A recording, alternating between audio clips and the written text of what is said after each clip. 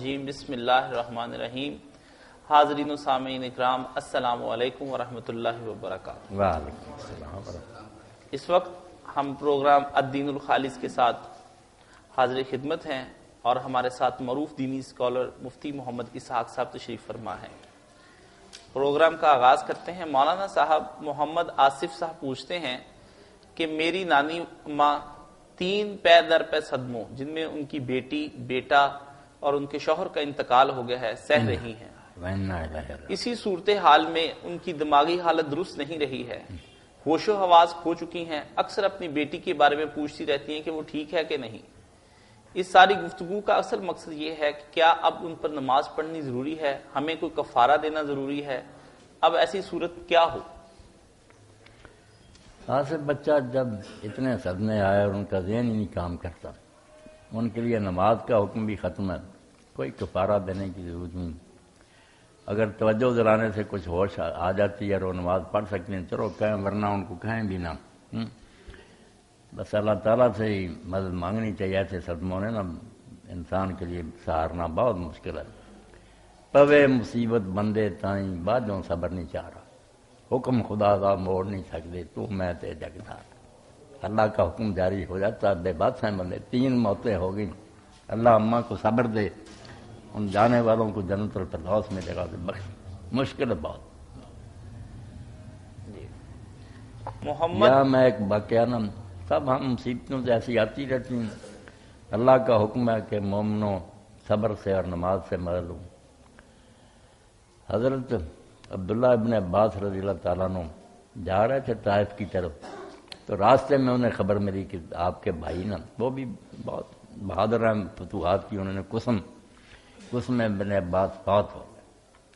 تو راستے سے ہٹے، وضو تھا، 2 رکعت نماز پڑھی، اللہ سے دعا کی کہ جو تو نے حکم دیا تھا وہ میں نے کر دیا۔ اب دوسرا ہے کہ نماز اور صبر کے ذریعے مدد کرو، باقی اولئک علیہم صلوات من ربہم، وہ وعدہ تو پورا کرنا کہ ایسے لوگوں پر میری رحمتیں ہوں گی، میں نے جو کہا تھا تو نے کر دیا۔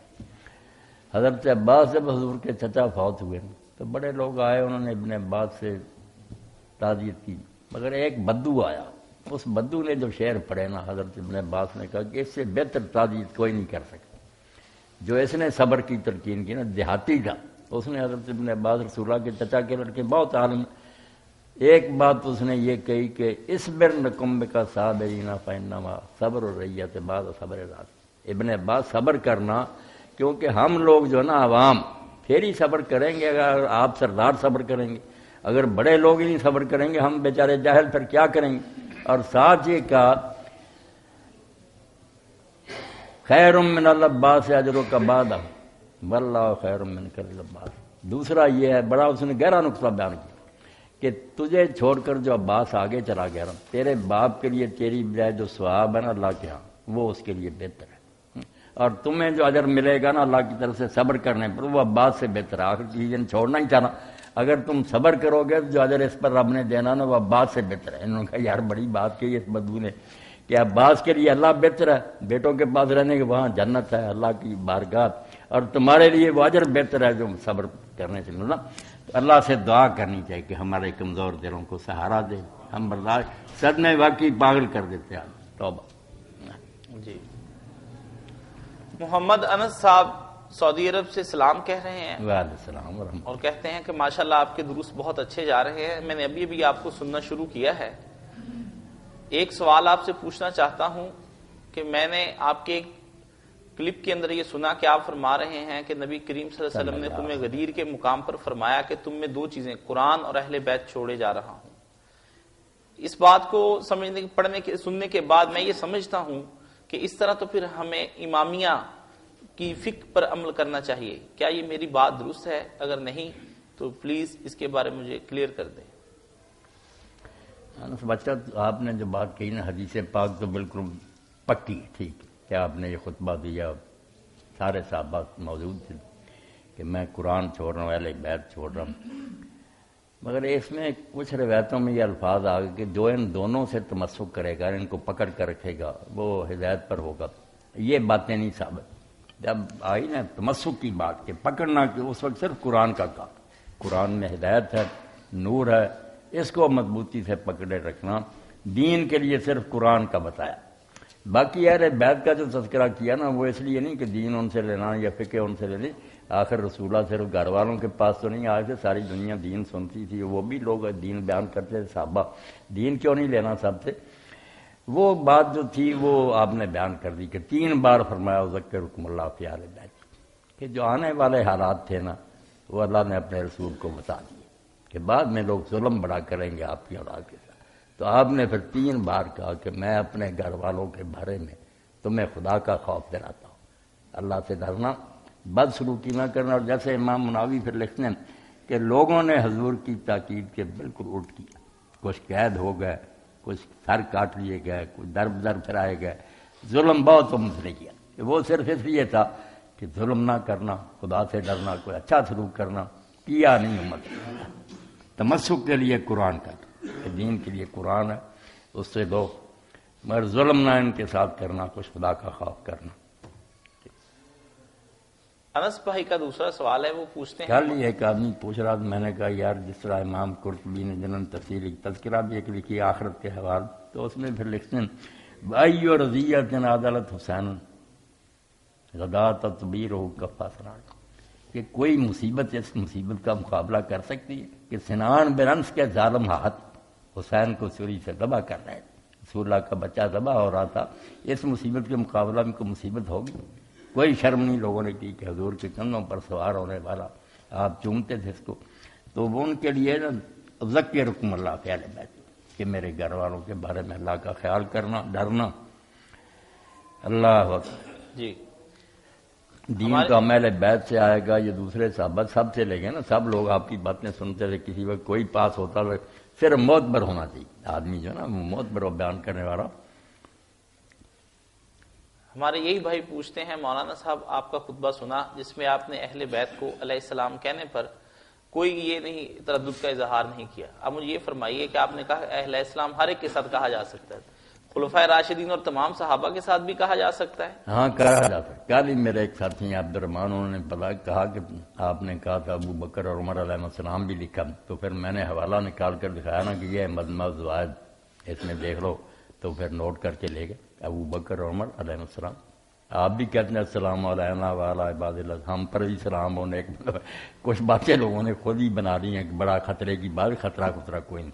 السلام علیکم آپ مجھے آگ کہتے ہیں, سلام ہی کہا آپ نے. تو اگر یہی کہتے ہیں علیہ السلام سلام ہو, پھر کیا ہوگا؟ اب تو ہمارے کہہ لذیذ سال میں انہوں نے لکھی کتاب الدین الخالص, وہ کہتا صلی اللہ علیہ وسلم کس نے روکا؟ ہر بندے کے ساتھ کہہ سکتے ہیں, دعا ہی ہے کہ اللہ اس پر مہربانی فرمائے. السلام کے یہ نبیوں کا کوئی اس پر ٹھیکہ. بڑی زبردست کتاب سے لکھی الدین الخالص, کئی جلدوں میں فتح آئے. انہوں نے کہا یار دین جو اللہ رسول بتایا وہ بھی کتاب پڑھنے کی قابل. الدین الخالص ہم پشاور میں ہے, ہمارے رضی اللہ عنہ کا بھی سب کا اس نے لکھا. کوئی یہ میں نہیں چاہتا, جس کے لیے جی چاہو تو دعا کہ اللہ راضی ہو جائے, اس سے رحمت کرے. ہیں دین میں مان اللہ پشاوری ہے, ایسا کوئی نہ پڑھی ہے ان کتاب, بہت عمدہ, 8-10 کے قریب جلد, بہت فتاوے اس نے قرآن و سنت کے مطابق دی. ایک دوست عباس پوچھتے ہیں مولانا صاحب میں نے آپ کی ایک سٹیٹمنٹ پڑھی ہے جس میں آپ نے فرمایا کہ حضرت عمر فاروق رضی اللہ تعالیٰ عنہ کے ساتھ حضرت ام کلثوم بنت علی کا نکاح ہوا. نکاح میرے پڑھنے میں تو یہ بات ہے کہ یہ سارا کا سارا افسانہ ہے, آپ کیا فرماتے ہیں؟ نہیں, بچہ افسانہ اگر ہو تو ہمیں کیا ضرورت ہے کہنے کی کہ یہ افسانہ نہیں حقیقت. شیعہ سنی دونوں کتابیں بڑی پڑھی. سب سے زیادہ جو ہے نا متصدر متصوف و علامہ مجلسی ہیں, جنہوں نے اپنی کتاب میں لعنت کے بغیر ان کا ذکر نہیں کیا صحابہ کا. مگر وہ بھی مانتا کہ یار جو ہمارے بندے انکار کرتے ہیں نا اس واقعہ کا, نکاح نہیں ہوا, یہ بات ان کی ٹھیک نہیں. کیونکہ جب دفتر بھرے ہوئے ہیں روایتوں کے, تو اس طرح انکار کرنے سے آدمی جیسی چیز کو چاہے کر رد کر دیں. قصہ ٹھیک ہے, باقی انہوں نے کہا ہم جواب دوسرے دیتے ہیں کہ یہ ظلم کیا, زبردستی کی, چھین لیا, وہ الگ باتیں ہیں. مگر یہ قصہ جو ہے نا کہ حضرت علی رضی اللہ عنہ کی بیٹی حضرت فاطمہ رضی اللہ عنہ کے بطن سے رسول اللہ کی نواسی ام کلثوم, یہ حضرت عمر کی بیوی, یہ فیکٹ ہے شیعہ سنی دونوں کتابوں میں. بلکہ شیعہ علماء نے اس سے بہت سے مسئلے نکالے ان کی فقہ میں نا, اس پر بہت سارے مسائل جو ان کا دار و مدار ہے. مثلا یہ کہ ہاشمی لڑکی جو ہے غیر ہاشمی کے ساتھ اس کا نکاح ہو سکتا, اس کے لیے بھی حوالہ یہی دیا، اور بھی دیے، مگر یہ بھی کہ حضرت علی رضی اللہ عنہ کی بیٹی وہ ہاشمیہ تھی، حضرت عمر کے ساتھ نکاح ہوا۔ پھر یہ بھی حوالہ دیا کہ جب خامند فوت ہو جائے تو عدت عورت کہاں گزارے۔ یہاں بھی حوالہ یہی دیا کہ ائمہ طاہرین نے فرمایا جب حضرت عمر قتل ہو گئے تو پھر حضرت علی گئے اور اپنی بیٹی کو اپنے گھر لے آیا، انہوں نے عدت اپنے باپ کے گھر گزاری، اس لیے عدت جہاں جی چاہے گزارے، صرف سوگ کرنا۔ اور تیسری بات یہ بھی ثابت کی کہ اگر اس طرح موت ہو جائے، ایک عورت فوت ہوئی، ایک مرد فوت ہوا، جنازہ اکٹھا آیا تو کس طرح رکھے جائیں، وہاں بھی حوالہ دیا کہ یہ حضرت حسن اس جنازہ میں تھے، حضرت حسین بھی تھے، یہ ام کلثوم رضی اللہ تعالیٰ نے فوت ہوئی، اور حضرت عمر کا بیٹا جو ان سے تھا زید، وہ بھی اکٹھے فوت ہوئے۔ تو پھر بچے کا جنازہ، جو بچہ اس وقت بالغ ہوا تھا، وہ امام کے پاس رکھا گیا کہ آگے، اور عورت کا جو تھا نا اگلی طرف قبلہ کی طرف، لائن میں نہیں رکھے، لائن اس طرف کو بنی کہ یہ امام کے آگے، اس سے اگلی طرف کعبہ کی طرف نہ عورت، اکٹھا جنازہ۔ یہ بھی مسئلہ ثابت کیا۔ اور ایک مسئلہ اور بھی علماء نے اس سے نکالا ہے، بہت سارے دین کے مسائل اس نکاح سے نکلے، انکار کرنے کا کوئی فائدہ کہ وراثت، یہ دونوں ماں بیٹا اس طرح فوت ہوئے کہ فیصلہ ہی نہیں ہو سکا کہ اس کی جان پہلے، ایک سیکنڈ کا بھی نہیں پتہ لگا۔ اب مسئلہ یہ ہے کہ وراثت تب ملتی ہے جب پتہ چلے کہ یہ پہلے مرا، یہ بعد میں مرا، پھر پہلے مرنے والے کی وراثت بعد والے کو ملتی ہے۔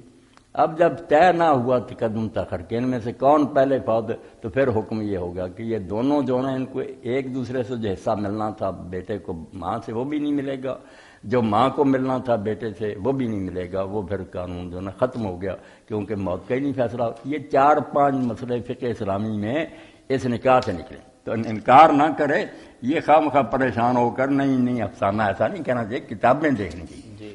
ہر کتاب جو ہے نا شیعہ کی سنی سب میں کہ نکاح میں کلثوم کا ہوا، اور وہ تھیں بھی حضرت علی رضی اللہ کی بیٹی اور حضرت فاطمہ رضی اللہ کے بطن سے تھی۔ اس میں مولانا صاحب ایک سوال ہمارے بھائی محمد فیصل کی طرف سے آیا ہے، وہ پوچھتے ہیں کہ میں نے آپ کا ایک کلپ سنا جس میں آپ نے بتایا تھا کہ میں کچھ کتابیں ریکمینڈ کروں گا جسے آپ پڑھنے سے انشاءاللہ آپ کو اپنی لائبریری میں رکھیں اور انشاءاللہ بہت معلوماتی ہوں گی۔ تو بھائی اس میں عرض یہ ہے کہ مولانا پڑھنے کے لیے تفہیم القرآن اور معارف الحدیث حدیث میں، اور فقہ کے لیے فقہ السنہ محمد عاصم حداد کی، اور تاریخ اسلام مولانا معین الدین ندوی رحمۃ اللہ علیہ کی، یہ 4 کتابیں مولانا اکثر فرماتے ہیں، یہ اگر آپ لینا یہ چاہتے تو ہیں تو یہ 4 کتابیں رکھیں، آگے علم کا کوئی حد نہیں، یہ 4 ضرور رکھیں۔ تاریخ اسلام حاجی معین الدین ندوی کی، اور فقہ السنہ محمد عاصم الحداد کی، معارف الحدیث مولانا محمد منظور نعمانی کی، تفہیم القرآن مولانا مودودی کی، اللہ ان سب سے راضی اور رحمت فرمائے۔ یہ 4 کتابیں تو بالکل کم از کم پڑھنی چاہیے۔ سمیر بھائی انڈیا سے پوچھتے ہیں کہ مولانا صاحب السلام علیکم ورحمۃ اللہ وبرکاتہ، السلام ورحمۃ اللہ۔ بہت مطالعہ کرنے کے بعد میں کنفیوز ہو گیا ہوں کہ حضرت ابو طالب کے ایمان کے بارے میں کیا رائے قائم کروں۔ بہت سے لوگ، سنی لوگ کہتے ہیں وہ ایمان نہیں لائے، شیعہ کہتے ہیں وہ ایمان لے آئے، ایک صاحب فرما رہے تھے قرآن کی ایک آیت میں بھی ہے کہ وہ ایمان نہیں لائے۔ ایسی صورت میں بہت پریشان ہوں۔ میں نے آپ کا کلپ ڈھونڈنے کی کوشش کی، ملا تو پنجابی میں تھا، مجھے سمجھ میں نہیں آئی، میں بمبئی کا رہنے والا ہوں، مجھے صرف اردو سمجھ آتی ہے، نہ تو آیت ملی نہ آپ کی بات سمجھ میں آئی۔ برائے مہربانی جواب ضرور دیں، پہلے بھی 2 دفعہ سوال کر چکا ہوں۔ اللہ آپ کو خیریت سے رکھے۔ ایسے موضوع جو ہیں جن کا کوئی دینی دنیاوی فائدہ نہیں، ان میں نہیں الجھتا، باقی آپ نے چھیڑ دیا اور لوگ کرتے ہیں تو پھر کوئی نہ کوئی بات کرنی پڑتی ہے۔ ایک تو یہ ہے کہ ہمارے یہ شیعہ دوست ہیں نا، انہوں نے بلا ثبوت ہی عام لوگوں نے ان کا نام بنا لیا کہ ان کا نام جو تھا نا وہ یہ تھا عمران تھا، اور قرآن مجید میں بھی آل عمران ان کے لیے بالکل بناوٹی بات نہیں۔ آل عمران جو قرآن پڑھتا رہا آدمی پتہ چلتا مریم کے والد تھے، خبر ان کا نام تھا عبد مناف۔ یہی بات نا پھر علامہ مجلسی بھی لکھتے ہیں کہ کیوں کہتے عمران، کوئی ثابت نہیں۔ عبد مناف جو آپ کے حضور کے بھی دادا پردادا تھے، وہی نام ان کا تھا۔ بچہ پہلا طالب تھا، اس کے سبب سے نا ابو طالب کے ابا کون، یہ دوسرا نام عرب رکھتے تھے نا ادب سے بلانے کے لیے۔ 4 بیٹے ہوئے ہیں، طالب ہیں، جعفر ہیں اور علی ہیں، عقیل ہیں۔ 10 سال کا فرق ہے۔ ایسا اللہ نے کیا، پہلے 10 سال طالب کے بعد عقیل ہوئے، 10 سال بعد جعفر ہوئے، 10 سال بعد علی ہوئے۔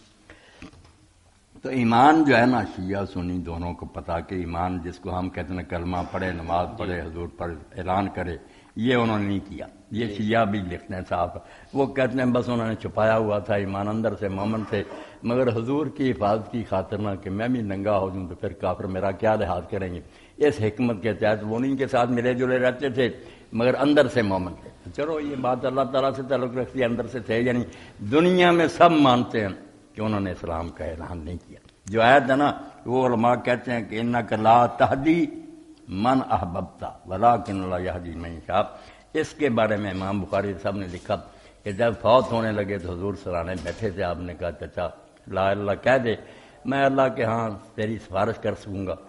تو سننے کے بعد سردار بھی بیٹھے تھے برادری کے، انہوں نے کہا ابو صاحب دیکھنا باپ دادے کا دین نہ چھوڑ جانا۔ تو آخر میں انہوں نے کہا کہ میں اپنے باپ دادے کے دین پر مرتا ہوں۔ تو اس پر علماء کہتے ہیں یہ آیت نازل ہوئی کہ جس سے اتنی محبت تھی تجھے تو اس کو ہدایت نہیں دے سکتی۔ لفظ یہی انک لا تہدی من احببت، جس سے اتنا پیار تھا تو ہدایت نہیں دے سکتا۔ ولکن اللہ یہدی من یشاء، جس کو اللہ چاہتا ہے ہدایت دیتا۔ مدینہ سے لوگ آئے بیگانے، کلمہ پڑھ گئے، چچا کے کنارے سرانے بیٹھا تو کہتا رہا اتنے پیار سے پالا تھا، نہیں اس آیت کے تحت ڈھونڈو نا، پھر تفسیریں جو ہے نا، بے شک وہ کمی ہو یا سنیوں کی وہاں لکھا ہو انک لا تہدی من احببت ولکن اللہ یہدی من، سورہ قصص۔ جی فیصل عباس بھائی انڈیا سے پوچھتے ہیں، مولانا صاحب ٹی وی پر آج کل ایک پروگرام چل رہا ہے جس میں ایک سوال کے 2000 روپے، دوسرے پر کا صحیح جواب دینے پہ 5000 اور تیسرے کا جواب دینے پہ 50، اور اس کے بعد بڑھتا بڑھتا یہ 1 کروڑ تک چلا جاتا ہے۔ ٹی وی چینل کا مقصد اصل میں یہ ہے کہ زیادہ سے زیادہ لوگ اس ٹی وی کو دیکھیں، اور وہ اشتہارات کے ذریعے سے ٹی وی کا مالک پیسے کماتا ہے۔ وہ لوگ جو یہ پیسے لیتے ہیں سوالوں کا جواب دینے کے لیے، آیا ان کے لیے یہ پیسے حلال ہیں یا حرام؟ مجھے تو لگتا ہے کہ یہ کوئی جوئے کی قسم ہے کہ زیادہ سے زیادہ لوگوں کو اپنی طرف متوجہ کرنا، اور 1 کروڑ کی بھرپور رقم سے وہ لوگ جو فائدہ اٹھاتے ہیں یا مسجدیں بناتے ہیں، اس کی کیا نوعیت ہوگی؟ نہیں یہ جوا کوئی نہیں، نہ جوا کیسے، جوا تو دونوں طرف سے کہ اگر میں جیت جاؤں تو یہ دوں گا، ہار جاؤں تو آپ کو یہ دوں گا، ایسی کوئی بات نہیں۔ وہ یک طرف اپنی طرف سے انعام دیتے ہیں کہ جو صحیح جواب دے گا اس کو ہم یہ دیں گے، تو یہ کوئی بات نہیں، اچھی بات ہے کہ لوگوں کو توجہ دلاتے ہیں کہ لوگ علم حاصل کریں۔ باقی اگر اس طرح ان کا کام چلتا ہے تو اچھا، برکت ہی، بجائے کو غلط طریقہ کرنے کے وہ کہتے ہیں دین سیکھو، جو سوال کرے ان کے جواب دو، اس پر انعام دینا کوئی برائی۔ مولانا اس میں یہ بات کھیل میں بھی اگر ہوں یا میچ وغیرہ، کوئی آدمی اپنی طرف سے اعلان کرے کہ جو ٹیم جیتے گی اس کو میں یہ دوں گا تو بہت اچھی بات۔ اگر دونوں پارٹیاں کہیں کہ جو جیتے گا اس کو اتنی رقم دے گی اور دوسری پارٹی دے گی، پھر جوا ہی۔ اس میں جو چیز مولانا پوچھنے کی ہے وہ یہ ہے کہ وہ جو پروگرام چلتا ہے اس کے اشتہارات جو ہیں وہ سارے کے سارے غیر اسلامی اور فحاشی پر مبنی ہوتے ہیں۔ ایسی صورت میں وہ جو کمائی ان سے لے کر کے آگے پھر اس طرح دیتے ہیں، وہ یہ تو ایک نئی بات ہوگی نا، یہ تو ہر آدمی جو ایسے غلط کام کرتا ہے اس کے بھی پھر ناجائز ہی، نہ اس کے ساتھ تعلق نہیں رکھنا چاہیے، نہ کاروبار میں کوئی حصہ لینا چاہیے۔ یہ جرم الگ ہے کہ اس سے برائی پھیلاتے ہیں۔ باقی یہ جو نا کوئی کرے ایسا چینل کے سوالوں کے جواب دیں تو ان کو انعام دے گا، یہ تو خود تو برائی کوئی نہیں، بہت اچھی بات۔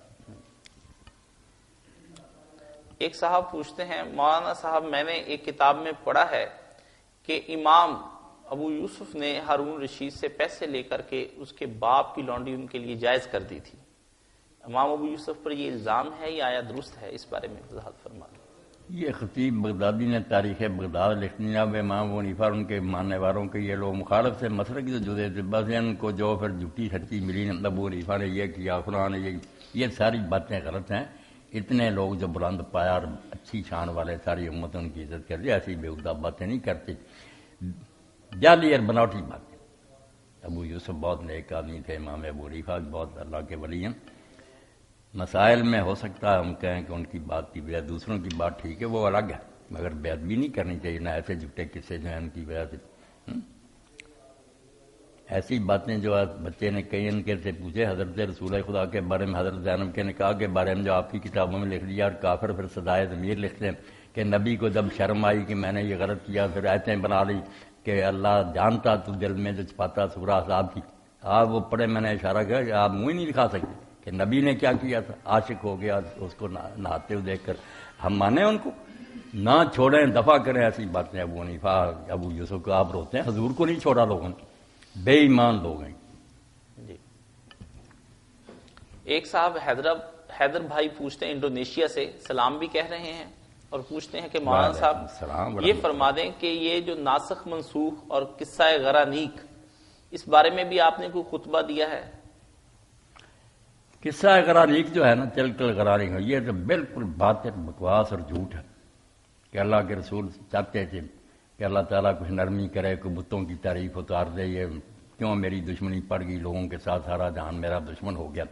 تو آپ کے دل میں یہ خیال آیا کہ کوئی بتوں کے بارے میں نرمی کرے، تو شیطان کو موقع مل گیا۔ پھر سورہ نجم پڑھ رہے تھے، قاضی ابو یوسف والی بات کی طرح کہ کتابوں کو لیں گے کیا پلے رہے گا۔ اللہ کے پیغمبر مجمع میں سورہ نجم پڑھ رہے تھے، اور جب آپ نے پڑھا آفا رہے تم اللات والعزیٰ ومناۃ الثالثۃ الاخریٰ، کہ ذرا سوچو تو صحیح کہ یہ لات منات العزیٰ کیا ہے، ان پر شیطان نے قابو پا لیا اور وہاں سے نکلوا دیا۔ تلکل غرانیق العلیٰ، یہ تو بہت بلند پایا بزرگ ہے۔ وَإِنَّ شَفَاعَتَهُنَّ لَتُرْجَىٰ، اور لات منات العزیٰ کی سفارش خدا کی بارگاہ میں قبول ہوگی، بڑی تعریف آئی۔ اور بعد میں جب سجدہ کیا سورت کے آخر میں کافروں نے بھی کر دیا۔ حضور نے کہا یہ یار تم نے کہ، انہوں نے کہا جھگڑا ہی ختم ہو گیا، تو مان گیا کہ بڑی شان والے ہیں، ان کا بڑا مرتبہ۔ خود حضور پھر غمگین ہو کر بیٹھ گئے کہ یہ کیا غضب ہو گیا۔ پھر اللہ تعالیٰ نے ایک اور آیت تو توبہ توبہ سورہ حج کی کہ تو اکیلا ہے، دل سے پہلے بھی جب بھی کوئی نبی رسول آیا اس نے کوئی تمنا کی تو شیطان نے اس کی آرزو میں بات اپنی جو ہے نا اسی طرح ڈال دی۔ الق شیطان فی امنیت، بعد میں پھر اس کو ختم کرتا رہا ہوں۔ اسی طرح یہ نبیوں کے ساتھ شیطان کر سارے نبیوں کے لے ڈوبے۔ یہ قصہ بالکل بکواس بےہودہ ہے، کوئی حقیقت نہیں، نہ آپ نے ایسا پڑھا نہ کوئی۔ یہ دجال راوی جو تھے نا بے ایمان مسلمان بنے اور اندر سے دین کو بڑھ، ان کے گڑے۔ اس پر نصب المجانیق اس دور میں بھی نا پہلوں نے بھی رد کیا، مگر علامہ البانی اللہ عنہ پر رحمت فرمائے، انہوں نے نصب المجانیق کہ میں نے توپیں لگا دی ہیں اس قصے کو اڑانے کی، جہاں جہاں تھا اڑا دیا اس کو، بالکل بکواس اور جھوٹ ہے۔ تو یہ کوئی بات نہیں۔ ناسخ منسوخ جو ہے نا اس کی بات سن لیں۔ ناسخ منسوخ ٹھیک ہے کہ اللہ تعالیٰ نے ایک وقت ایک حکم دیا، اس وقت وہی مناسب تھا۔ جیسے میں بچپن میں تھا تو میرے لیے درزی نے چھوٹا کرتا سیا، اس وقت وہ ٹھیک ہے۔ جب میں ذرا آگے ہو گیا عمر میں، قد بڑا ہو گیا، پھر دوسرا کرتا۔ اسی طرح زمانے کے حالات کے ساتھ کہ مسلمان کمزور تھے، اس وقت کا جہاد کا کوئی حکم نہیں، نمازیں پڑھو دین کفو ایدیکم، رکے رہو جہاد۔ وقت آیا پھر طاقت ہو گئی، مسلمان مضبوط ہو گئے، پھر کہا جہاد کرو۔ اس طرح ناسخ منسوخ تو بالکل ٹھیک ہے، ہونا ہی چاہیے۔ آدمی علاج کرواتا، ڈاکٹر پہلے کوئی دوائی دیتا، پیٹ صاف کرتا، بعد میں طاقت کی دے دیتا، وہ بیوقوف نہیں ہوتا کہ اب سمجھ آئی، سمجھ پہلے ہی ہوتی ہے، مناسب ہوتا کہ اس کے حالات کے مطابق یہ حکم ہے، پھر بعد میں یہ ناسخ منسوخ ٹھیک۔ مگر قرآن میں اب کوئی آیت ایسی نہیں جس کو ہم کہیں کہ سرے سے بیکار ہے، اس کا کوئی فائدہ نہیں۔ وہ ساری جو نا کوئی نہ کوئی عالم اس پر عمل کرتا، اس کو کوئی حل ہو جاتا۔ اور زیادہ معنی صرف 4 آیتیں جن کا نا حکم پہلے تھا اب ختم کر دیا گیا۔ پہلے حالات میں وہ حکم بالکل ٹھیک تھا، بعد میں حالات بدل گئے، اللہ نے دوسرا حکم دے دیا۔ جی یہ جواہر القرآن جو ہے نا مولانا غلام اللہ خان رحمۃ اللہ، اس میں پڑھی کہ زیادہ سے زیادہ یہ 4 آیتیں، انہوں نے تو اس کو بھی حل کیا، مگر شاہ ولی اللہ نے مانا کہ نہیں یہ 4 تو دینا ٹھیک ہے۔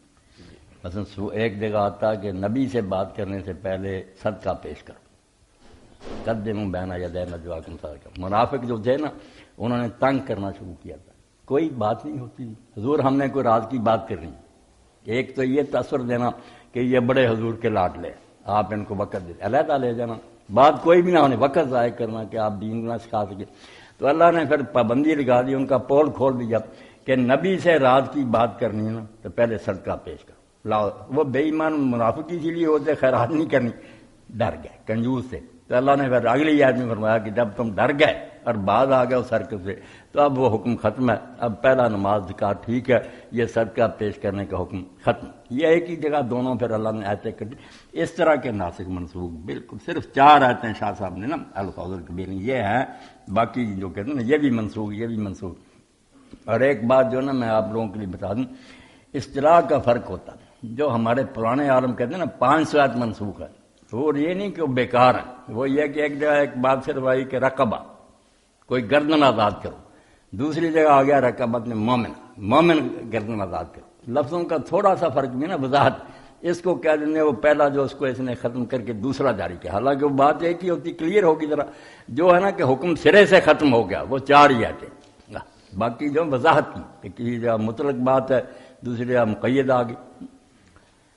جی ایک دوست اسپین سے پوچھ رہے ہیں، مولانا صاحب میں سالٹ کا کام کرتا ہوں جو بطور ایک میٹل کے یہاں پر استعمال کیا جاتا ہے، اس سے میز بھی بنتے ہیں، کرسیاں بھی بنتی ہیں اور لیمپ بھی بنائے جاتے ہیں. بعض اوقات لوگ ہمارے پاس آتے ہیں، وہ آ کے کہتے ہیں کہ جناب آپ ہمارے بچوں کے لیے اس طرح کا کوئی اور پیس بنا دیں جس میں فش بھی ہوتی ہے، کچھوا بھی، یہاں کے گھوڑا بھی، ہاتھی بھی اور بہت سی چیزیں.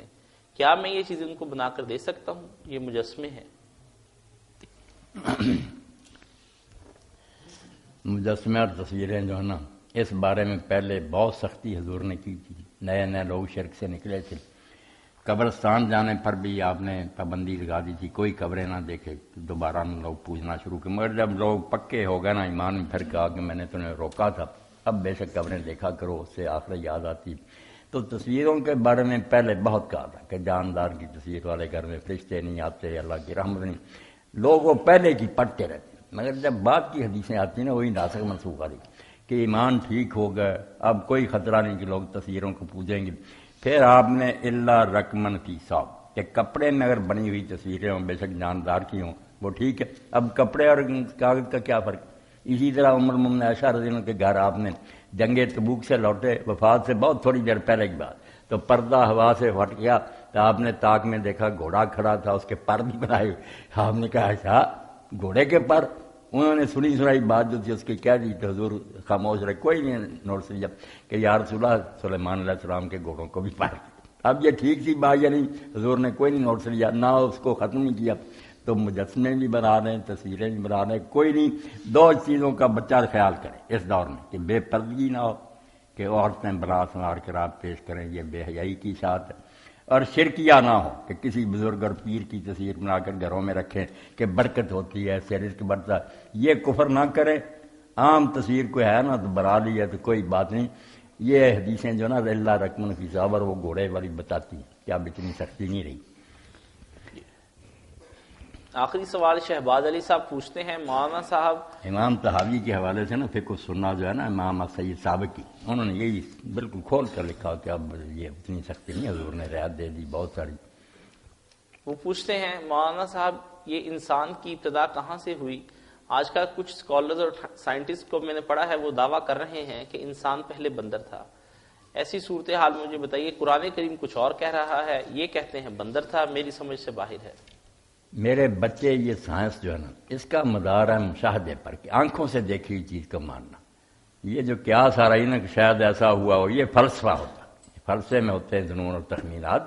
سائنس کا کام تو آبزرویشن ہے کہ کوئی چیز لیبارٹری میں سامنے نظر آئی اس کو ماننا. ان سائنسدانوں نے کب بندر انسان بنتے دیکھا؟ کچھ نہیں، بکواس کرتے ہیں. یہ خیالی پلاؤ جو نا فلسفے والے بکتے رہتے. سائنسدان کا کام، سائنسدان نہ ہاں کر سکتا نہ وہ کہا جو میری آنکھوں کے سامنے بعد میں صرف اس حد تک جا سکتا. سائنس کا دائرہ جو ہے محسوسات تک ہے. فلسفہ جو ہے یہ عقلی گھوڑے دوڑانے کا نام. تو کوئی اور نہیں ہوا، نہ بندر سے بنانا کوئی نہیں. یہ چاہتے کیا اصل میں ان لوگوں کے لیے یہ مسئلہ کوئی نہیں کہ جانور کہاں سے بنے ہیں یار، یہ کہاں سے. پلیز لوگوں کے ذہن میں کہ ثابت کیا جائے کہ انسان کوئی الگ مخلوق نہیں جو نیک ہو اور برائیاں چھوڑے. یہ بھی جانور ہے، جیسے جانور اپنی ماؤں سے بدفعلی کے بندر پیدا ہوا اپنی ماں کے ساتھ جفتی کر لیتا اپنی بہن کے. یہی چاہتے ہیں کہ بالکل اباحیت پھیل جائے، کوئی نیکی بدی نہ رہے، انسان جانور بن جائے، بدماشیاں پھیل جائیں. اس کے لیے ایسی باتیں کرتے ہیں، ورنہ انہوں نے کوئی بندر انسان بنتے نہیں دیکھا، نہ دکھا سکتے. کہاں بن رہا بندر؟ اب دکھاؤ نا، اتنی دنیا میں بندر ہے، دکھاؤ کہ اس کی دم گم ہو گیا، اس طرح وہ انسان بن رہا.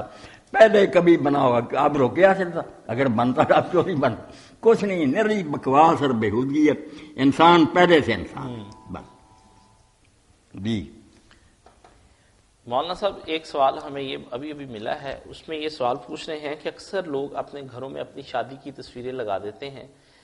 ایک بیوی کا اپنے غیر محرم آدمی کے سامنے تصویر کھنچوانا اور پھر وہ بازاروں میں صفائی کرتے ہیں، اسے بناتے ہیں، مینٹین کرتے ہیں، اس کے بعد وہ ایک اس کے ہی شوہر کے پاس آتی ہے.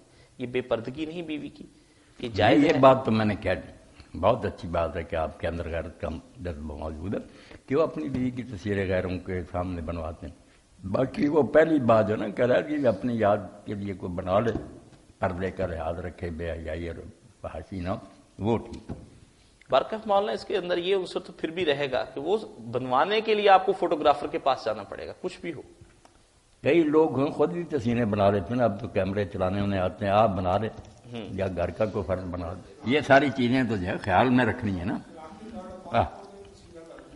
وہ بشیر صاحب مجبوری، چلو علیحدہ بات. جی اسی کے ساتھ ہم آج کا پروگرام ختم کرتے ہیں. اجازت دیجیے. السلام. اللہ سب سوال کرنے والوں کو خیریت سے رکھے، اسی طرح سوال کرتے رہے. اللہ ہمیں توفیق دے کہ ہم حق کہیں، بغیر تصور کے سب گروہوں کا احترام کریں، جس کی جو بات صحیح ہے وہ بیان کریں.